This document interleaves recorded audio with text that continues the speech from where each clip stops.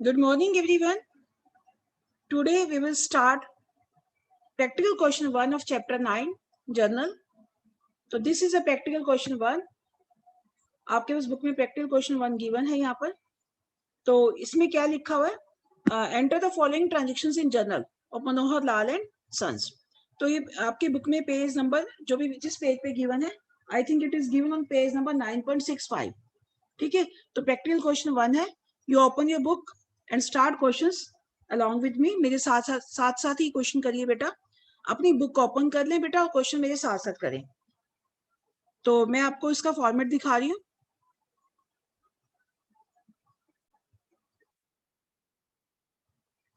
And this is the format of practical question 1. आपने क्या लिखना है बेटा इसके ऊपर? जब भी प्रैक्टिकल कोई भी क्वेश्चन करना है जर्नल का, आपने पहले उसका फॉर्मेट बनाना है. तो first column is of date, second is of particulars, third is of ledger folio, LF लिखना वहां पर खाली आपने. Third debit rupees and fourth column is debit rupees and fifth column is credit. Rupees जरूर लिखना ब्रैकेट में बेटा, क्योंकि हमारे यहाँ पर इंडियन करेंसी रुपीज है. तो we write rupees with this. जैसे कुछ कंट्रीज में जो भी करेंसी है, कहीं डॉलर है तो वो डॉलर का साइन लगाते हैं, बट हमें यहाँ इंडियन के अकॉर्डिंग, इंडियन कंटेक्स्ट के अकॉर्डिंग क्वेश्चन करना है, तो हमें रुपीज का साइन यहाँ पर जरूर लिखना है. तो date, particulars, ledger folio, debit and credit 5 columns है. और इसके ऊपर जरूर लिखना आपने बेटा कि journal of Manohar Lal and sons. अगर आप ये ऊपर फॉर्मेट प्रॉपर नहीं बनाओगे, लिखोगे नहीं, तो आपके मार्क्स कटेंगे एग्जाम में. तो इस बात का ध्यान रखना. सबसे पहले आपने फॉर्मेट बनाना है, फिर उसके बाद आपने क्या करना है, ईयर लिखना है. तो आपकी बुक में ईयर दिया हुआ 2019, ईयर को एक ही बार लिखना आपने बस. ओके. तो उसके बाद डेट है मार्च 1, मार्च 1 की ट्रांजेक्शन है तो मार्च 1 भी लिख देना है. ये क्वेश्चन में साथ साथ ही करिए बेटा आप. तो साथ साथ करोगे तो जल्दी समझ आएगा. तो मार्च 1 लिखोगे बेटा आप यहाँ पर. तो 2019 मार्च 1. तो इसके बाद ये ट्रांजेक्शन क्या है कि Manohar Lal and sons started business with cash. तो मैं बताती हूँ इस क्वेश्चन को बुक के अकॉर्डिंग नहीं करना बेटा. Very much simple. मैं आपको वही AELIC वाला मेथड करवाऊंगी, जो 5 एलिमेंट्स वाला मेथड करवाऊंगी, उसके अकॉर्डिंग ही करना है. बुक में एक्सप्लेनेशन कुछ अलग तरीके से दी हुई है, आपने उसके अकॉर्डिंग नहीं करना बेटा. तो मार्च 1 की यहाँ ट्रांजेक्शन क्या है बेटा? मनोहर Lal started business with cash. जो बिजनेस जो स्टार्ट हुआ कैश से स्टार्ट हुआ, कैश तो आ गया बिजनेस में, तो हमें पता लग गया. और जो एक ऑनर बिजनेस, मनोहर लाल कौन है? ऑनर है. ऑनर बिजनेस में जो कैश लगाता है उस कैश को क्या बोलते हैं? कैपिटल. इस सेकेंड चैप्टर में मैंने अकाउंटिंग टर्म में बताया था. अकाउंटिंग टर्म्स जो थी उसमें सबसे पहली टर्म ही एक आई थी, capital. The amount invested by the owner in the business is known as capital. तो हमारे पास बिजनेस में क्या आ गया? कैश भी आ गया, और जो कैश है उसकी फॉर्म में है, कैपिटल की फॉर्म में. तो कैपिटल भी बढ़ गई, दोनों चीजें बढ़ गई बेटा. तो हमें AELIC वाला फॉर्मूला हमेशा लगाना है, AELIC वाला. ठीक है. जब ये बढ़ेंगी तो ये एक ही फैमिली के, ये अलग फैमिली के, बार बार बता रही हूँ मैं आपको. बढ़ेंगी तो ये डेबिट होंगी दोनों, और ये LIC वाले क्या हो जाएंगे? क्रेडिट. जब ये कम होंगे तो ये दोनों क्रेडिट होंगे, और LIC वाले क्या हो जाएंगे? डेबिट. ओके बेटा. तो इस तरह से ये आप स्टार्टिंग में आपको लिखने की नीड है, उसके बाद लिखने की नीड नहीं पड़ेगी. ठीक है. कैश क्या है? अब हमें पता है कैश क्या है. कैश हमारी एसेट है. एसेट है. एसेट जब बढ़ेगी तो क्या करेंगे? देखो, एसेट जब बढ़ेगी तो क्या करते हैं? डेबिट. इसे क्या करेंगे? हम डेबिट करेंगे. अब सेकंड वन क्या है? कैपिटल है. दूसरा ट्रांजेक्शन क्या है? दूसरा अकाउंट क्या है? कैपिटल है. कैपिटल ये रहा, और कैपिटल भी बढ़ रही है. बढ़ेगी तो क्या करेंगे? क्रेडिट. तो कैपिटल क्या हो जाएगी? क्रेडिट हो जाएगी. और आपको ध्यान रखना, जितनी अमाउंट से डेबिट होगा उतनी अमाउंट से क्रेडिट होगा, क्योंकि लेन देन जितना हमारे पास आ रहा है उतना ही जाएगा. हमेशा ये रूल होता है अकाउंट्स का. तो नहीं, अब हमें पता लगे कैश को डेबिट करेंगे और कैपिटल को क्रेडिट करेंगे. तो इसको लिखने का वे क्या है? तो इसको लिखने का वे इस तरह से. Let's come on the question. हाँ जी, आपने मंथ डाल दिया और डेट डाल दी है और ईयर भी डाल दिया. अब कैश डेबिट है, कैपिटल क्रेडिट है, हमें पता लग गया. तो हम लिखेंगे कैश. यहां से स्टार्ट करेंगे. Cash account. अकाउंट पूरा लिखना, A/C लिखना. ये पूरा स्पेस यहाँ छोड़ देना है. उसके बाद यहाँ डेबिट लिखना, जहां भी आपका स्पेस है. Cash account debit. और अगली लाइन क्रेडिट की आनी है. तो क्रेडिट में क्रेडिट लिखना नहीं है बेटा, थोड़ा सा स्पेस छोड़ के यहाँ S के नीचे आ जाए 2. बस ज्यादा स्पेस नहीं छोड़ना. S के नीचे 2 आ गया. 2 यानी क्रेडिट के लिए 2 वर्ड लगा देंगे. Capital account. जब भी मैं आपसे एंट्री पूछूंगी, तो जैसे amount invested by the owner in the business, तो आप बोलोगे cash account debit to capital account. इसको इस तरह से प्रोनाउंस किया जाता है, cash account debit to capital account. अब क्या करेंगे हम इसमें, अब हम इसमें देखेंगे जो इसकी जो भी है इसमें अमाउंट कितनी है, इसमें अमाउंट है 60,000।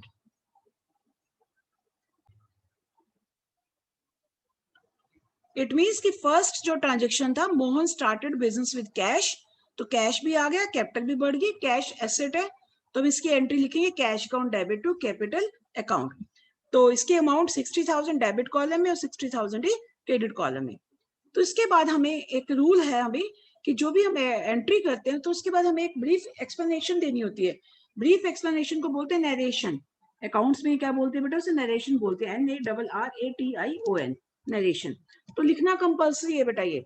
अब इसको कैसे लिखेंगे, जरूरी नहीं कि पूरा जो ट्रांजेक्शन है, जैसे इसमें लिखा Manohar Lal and sons started business with cash, तो आप इसको ब्रैकेट में लिखोगे मनोहर लाल स्टार्टेड बिजनेस, अब विद कैश की जगह ऐसे भी लिख सकते हो विद रुपीज 60,000, एक ही बात है। विद कैश लिखोगे तब भी गलत नहीं है और ब्रैकेट क्लोज कर दोगे।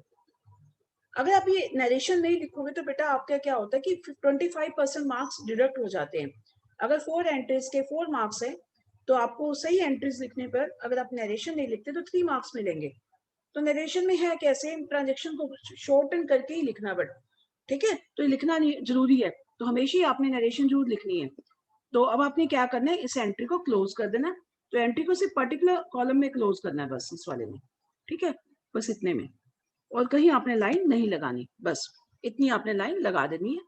ओके बेटा, तो हमेशा जब भी कोई ट्रांजेक्शन होगी उसको इस तरह से ही लिखना है।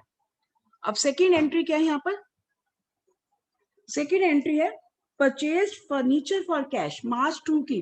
अब मार्च 2 हम लिख देते हैं बेटा यहाँ पर, मार्च 2, ईयर बार बार नहीं लिखेंगे बेटा, खाली डेट भी लिख सकते हो, मार्च नहीं भी लिखोगे तब भी कोई दिक्कत नहीं है। तो मार्च 2 परचेज फर्नीचर फॉर कैश, तो देखते हैं इसे कैसे सॉल्व करते हैं। तो पहले मैं फटाफट इसको बता देती हूँ।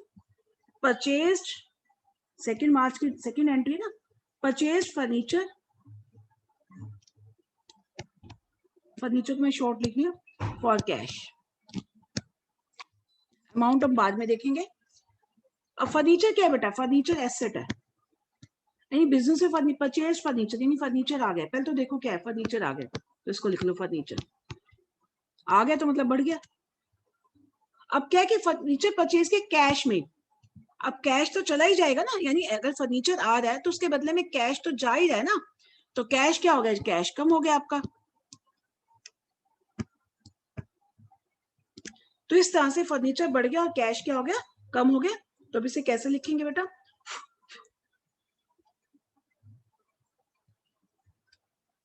नोटेड डाउन बेटा, फर्नीचर इंक्रीज और कैश डिक्रीज।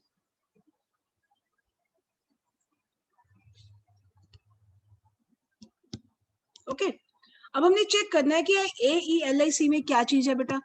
मैं एक बारी तो इस क्वेश्चन में बार बार बता रही हूँ आपको, बढ़ेंगी तो डेबिट, ये बढ़ेंगी तो क्रेडिट, क्रेडिट कम होंगी तो, वही दोनों कम होंगी तो, तीनों कम होंगी तो डेबिट, ठीक है। अब फर्नीचर क्या है बेटा, फर्नीचर आपकी एसेट है, ये आपको पता ही है। अब एसेट बढ़ गई तो क्या हो जाएगा, डेबिट। और कैश क्या है, कैश भी आपकी एसेट है, क्या एसेट कम होगी तो क्या हो जाएगा, क्रेडिट।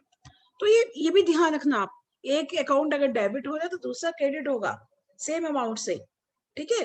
तो अगर आपने मतलब ये नहीं होगा कि दोनों डेबिट आएंगे, अगर आपको एक समझ आ गया जैसे फर्नीचर बढ़ गया तो डेबिट, ऑटोमेटिकली कैश क्रेडिट होगा। तो ये बात हमेशा माइंड में रखना, लेकिन आपने अभी सोल्व करके देखना है, तो कि तब तक आप में परफेक्शन नहीं आती, तब तक कल तक आपकी परफेक्शन आ जाएगी। तो 2-3 दिन लगते हैं परफेक्शन आने में।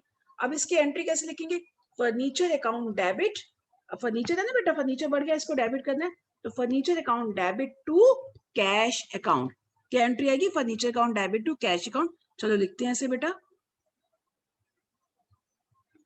मार्च 2 furniture account debit to cash account,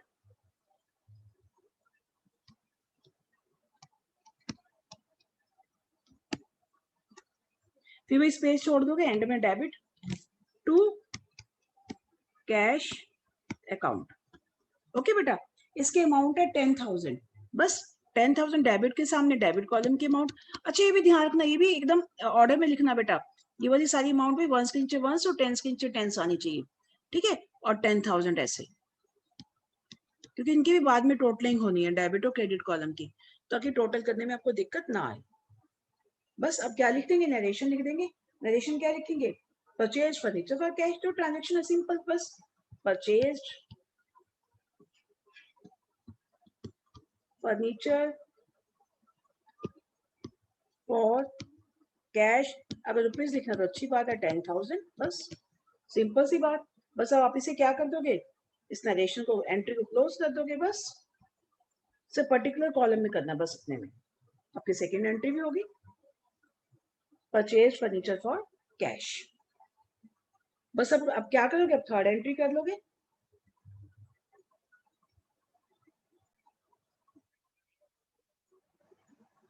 now March 4, next entry है परचेज गुड्स फॉर कैश। चलो इसे लिख के देखते हैं कैसे करेंगे इसे, purchase goods for cash, March 4 purchased goods for cash. ये आपको अभी तो फर्स्ट टाइम तो आप लिख रहे हो, समझ रहे हो, आपको एग्जाम में लिखना नहीं, आपको सिर्फ एंट्री करनी है, क्योंकि अभी तो आपके परफेक्शन नहीं है, तो मैं समझा रही हूँ कि आपको लिख लिख के समझा रही हूँ। उसके बाद तो कल तक तो आप मुझे खुद ही बताना शुरू कर दोगे कि मैडम इसे ऐसे करना है, ठीक है, आपको अपने आप ही समझ आना शुरू हो जाएगा। Purchase goods for cash. अब मैंने आपको बताया था कि गुड्स और एसेट्स में फर्क होता है। अगर परचेज गुड्स, जब भी गुड्स परचेज करेंगे तो परचेजेस अकाउंट में जाएगा, हमेशा ध्यान रखना बेटा, परचेजेस अकाउंट। और मैंने बताया था परचेज अकाउंट हमेशा क्या होता है, डेबिट ही होता है, एक्सपेंस है। परचेज हमेशा डेबिट, सेल्स हमेशा credit. Purchase debit, purchase return credit, sales credit, sales return debit. ये भी एकदम माइंड में रख लेना। अब परचेज अकाउंट डेबिट हो गया गुड्स परचेज की, तो बट नेचुरल है, कैश चला गया। कैश क्या आपकी एसेट है, एसेट चलेगी तो उसे क्या कर दोगे, क्रेडिट कर दोगे, सिंपल सी बात है। तो वेरी मच सिंपल। अगर गुड्स परचेज करते हो तो परचेज अकाउंट डेबिट, कैश में परचेज की तो टू कैश अकाउंट, ठीक है। अगर एसेट परचेज करते हो तो एसेट अकाउंट डेबिट, जो भी एसेट है, टू कैश अकाउंट, अगर कैश में परचेज किए तो यानी यहाँ गुड्स परचेज किए तो इसकी एंट्री आएगी purchases account debit to cash account. Let's write this.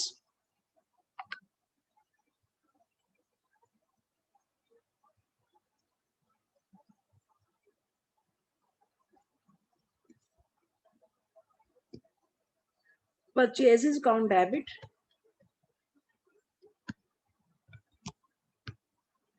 To cash account. Amount कितनी है, द अमाउंट इज 25,000, तो डेबिट कॉलम में डेबिट की अमाउंट और यहाँ पर क्रेडिट की अमाउंट। बस अब आप नरेशन तो लिख ही लोगे इसकी। नरेशन क्या है, purchase goods for rupees 25,000, simple सी बात है। तो अगर हम नरेशन लिखोगे तो परचेज गुड्स फॉर रुपीज कर दो, सिंपल।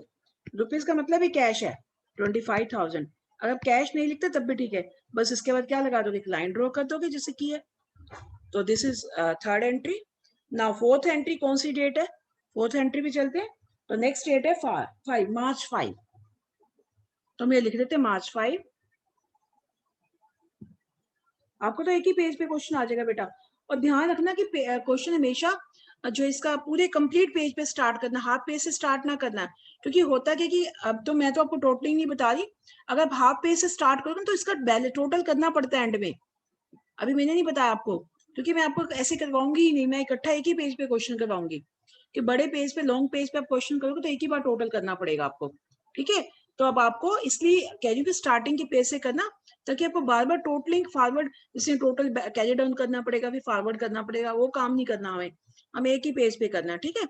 तो अब हम सेकेंड पेज पे जा रहे हैं, मार्च, क्योंकि मेरे पास तो स्पेस कम है ना, तो आपके पास तो पूरा पेज है प्रॉपर। मार्च 5, मार्च 5 में क्या है, बोर्ड गुड्स फ्रॉम कमलेश। अब आइए चलो बताते हैं कैसे करते हैं इसे। बोर्ड गुड्स फ्रॉम कमलेश, नाम भी मेरा ही आ गया।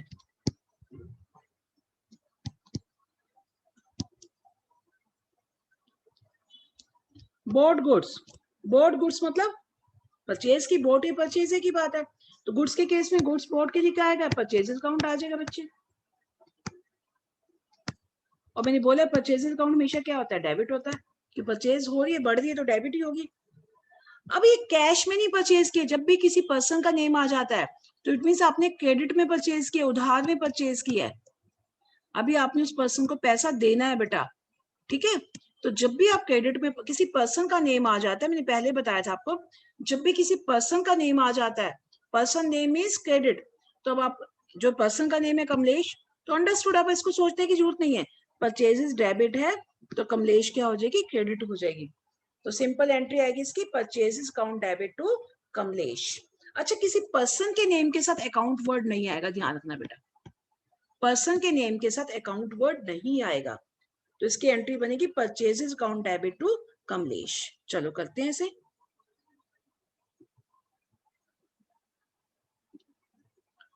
परचेजेस अकाउंट डेबिट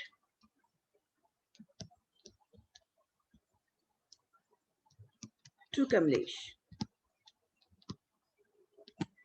तो वही सेम परचेज अकाउंट लिख के उतना गैप, इधर थोड़ा सा गैप छोड़ के टू कमलेश। अब इसकी अमाउंट कितनी है, अमाउंट है 15,000, तो राइट 15,000। लेजर फोलियो वाला कॉलम बेटा हमेशा ब्लैंक जाएगा, क्योंकि हम लेजर बुक नहीं बना रहे, हम ओरिजिनल अकाउंट्स तो कर ही गए। अब इसके बाद क्या लिख दोगे, नरेशन, नरेशन ये सेम लिखनी है, बार बार मैं नहीं लिखूंगी, आपने हमेशा लिखनी, क्योंकि आपके 1/4 मार्क्स कटेंगे। मैंने अब आपको लिखनी सिखा दी है, तो आपके मार्क्स ऑटोमेटिकली अपने भी कट जाएंगे अगर आप नहीं लिखोगे, तो मैं नहीं लिखूंगी बार बार, मैं सिर्फ इसको लाइन ड्रॉ कर दूंगी, ठीक है बेटा। तो आपने सेम लाइन लिखनी है, purchases goods on credit from Kamlesh, या फ्रॉम कमलेश लिख दो, तो it is up to you. तो नाउ नेक्स्ट क्या है, नेक्स्ट ट्रांजेक्शन है, कौन सी डेट है बेटा, March 10, March 10। देखते हैं क्या इसमें क्या लिखा है March 10 में, paid cash to Kamlesh,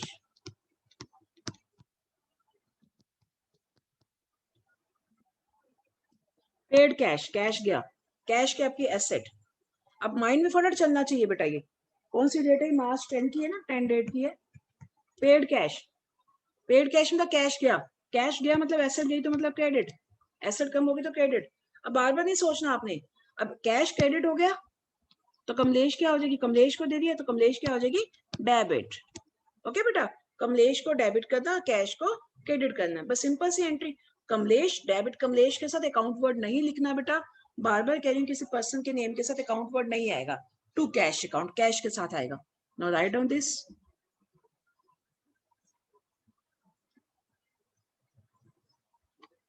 Kamlesh debit to cash,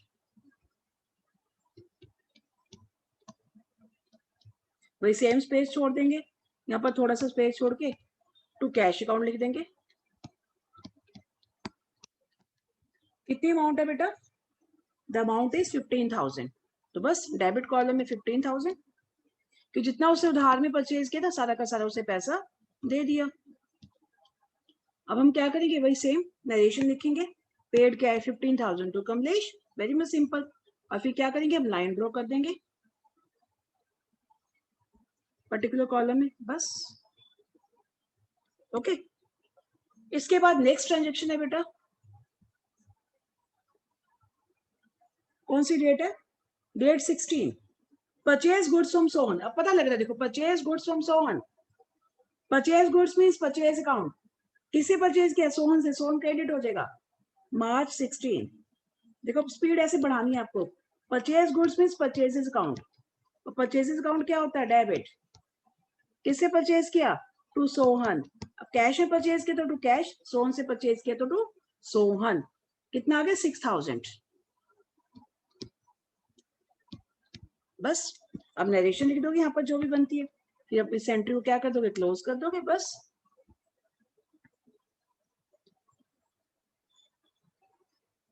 okay बेटा, ऐसी नेक्स्ट एंट्री है 18 डेट की, purchase goods from Sohan for cash.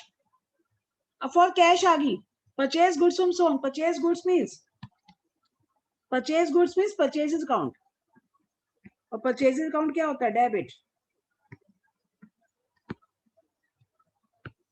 अब कैश में परचेज की तो क्या आ जाएगा, टू कैश, जो वर्ड कैश लिखा तो कैश ही लिखेंगे, 8,000 रुपीज, बस। इसकी भी क्या कर दोगे फिर आप, क्लोजिंग कर दोगे, नरेशन लिख के, जो भी नरेशन बनती है इसकी क्लोजिंग कर दोगे, बस आप। And the last entry is paid rent for the office, last entry is paid rent for the office. अब देखो ये सिंपल सी बात बताती हूँ, क्या डेट है, मार्च 20। पेड रेंट, जब भी कुछ रेंट पे किया जाता है किसी के साथ भी, ये हो गया एक्सपेंस, और आपको पता ही है एक्सपेंस को हमेशा क्या करते हैं, डेबिट करते हैं, हमेशा डेबिट करते हैं एक्सपेंस। और पेड मतलब कैश चला गया, पेड रेंट मतलब ऐसा थोड़ी कि मतलब दो चीजें कौन कौन से अफेक्टेड है, एक तो रेंट अफेक्टेड है, रेंट क्या है, रेंट पे कर दी, रेंट क्या एक्सपेंस है, तो एक्सपेंस को क्या करेंगे, डेबिट करेंगे। पेड, पेड मतलब कैश चला गया, पेड का मतलब कैश चला गया, तो कैश क्या होगा, एसेट है, चलेगी तो क्या आ जाएगी, क्रेडिट। तो जब भी ऐसा ना, rent paid, commission paid, wages paid, तो rent account debit to cash account आ जाएगा। तो इस तरह से हम इसे लिखेंगे, rent account debit to cash account, बस rent account debit to cash account.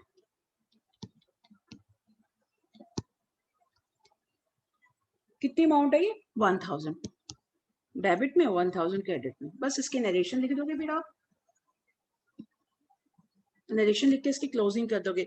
उसके बाद क्या करना है बेटा, आपने आपने इस जो दोनों कॉलम है ना बेटा, इनकी भी टोटलिंग करनी है, टोटलिंग नीचे डबल लाइन कर देना बेटा, और दोनों को टोटल, आपका दोनों कॉलम का टोटल सेम ही आएगा, जितना आएगा, क्योंकि दोनों साइड में सेम अमाउंट लिखी है, हमेशा टोटल करना है। ओके बेटा, इसका टोटल आ रहा है हमारे पास 1,40,000, करेंगे तो आ रहा है 1,40,000, तो हम लिख देते हैं 1,40,000, क्योंकि आपने एक ही पेज पे लिखना है, सारा टोटल हो जाएगा 1,40,000। इट मीन सब आपका क्वेश्चन पूरा टोटल कंप्लीट हो चुका है। एंड अब इसकी सेम ही सिमिलर सेकंड और थर्ड क्वेश्चन है, आप उन्हें भी बड़े आराम से सोल्व कर सकते हैं।